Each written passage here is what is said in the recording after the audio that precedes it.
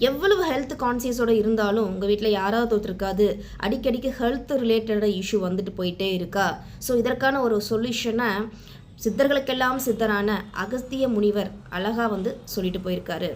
என்னென்னு பார்த்தீங்க அப்படின்னா, தானமது செய்யாமல் கஞ்சனாகி தன் பொருளை பூமியினுள் புதைத்து வைத்து ஊனமுடன் பிற உயிரை கொன்று தின்று உத்தமரை இகழ்ந்தவருக்கே பிணிகள் சூழும். இதைத்தான் சித்தர் பெருமான அகத்தியார் ஒரு சொல்யூஷனாகவே கொடுத்துட்டு போயிருக்காரு.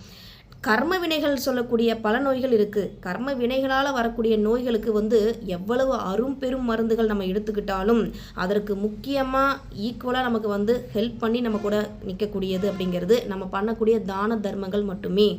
நம்ம ஃபினான்ஷியல் ஸ்டேட்டஸை பொறுத்த வரைக்கும் ரிச்சோ அல்லது புவரோ எந்த நிலையில் இருந்தாலும் அந்த நிலையிலிருந்து நம்ம எவ்வளோ உதவி செய்கிறோம் அப்படிங்கிறது முக்கியமாக இங்கே கருதப்படுது. So stay healthy.